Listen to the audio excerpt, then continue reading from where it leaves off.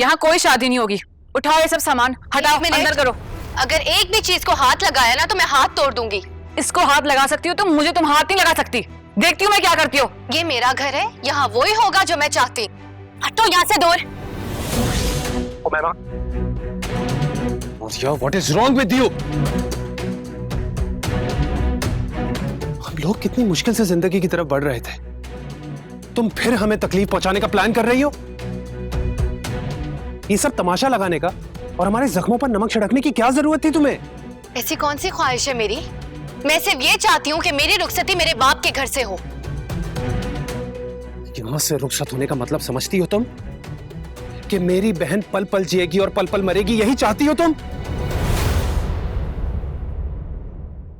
ये तुम्हारा घर नहीं है मारिया, ये मेरे बाबा का घर है जो उन्होंने तुम पे तरस खाकर दिया था। बाबा इनको निकाले यहाँ से। इसने मुझे अब्दुल्ला की जिंदगी से निकाला था। मैं इसकी शादी इस घर में नहीं होने दूंगी। बाबा अगर आज आपने मेरे लिए फाइट नहीं की ना तो मैं आपसे कभी बात नहीं करूंगी। और सिर्फ मामा ही नहीं, मैं भी आपसे कभी बात नहीं करूंगी। मैं सोच भी नहीं सकता था कि तुम इतनी बड़ी प्लानर हो। एहसान साहब प्लीज, आप मेरी बेटी को इस तरह का नाम नहीं दे सकते। तो क्या कहूं? कभी सैफ के ऑफिस जाके उसे दुख देती है, कभी उमाइमा को कॉल करके चोट पहुंचाती है।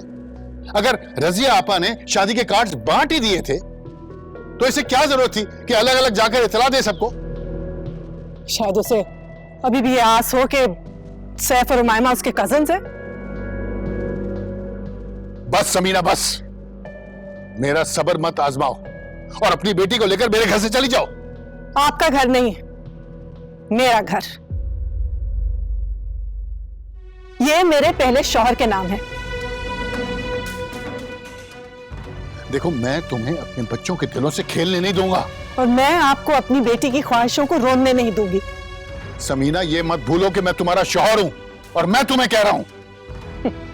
आपने तो पहले दिन ही कह दिया था कि ये सिर्फ एक कागजी रिश्ता है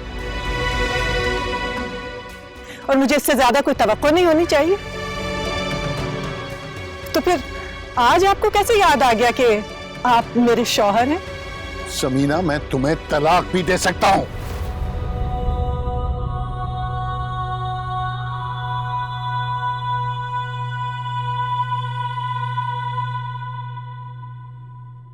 बेवगी की इद्दत सह चुकी हूं मैं,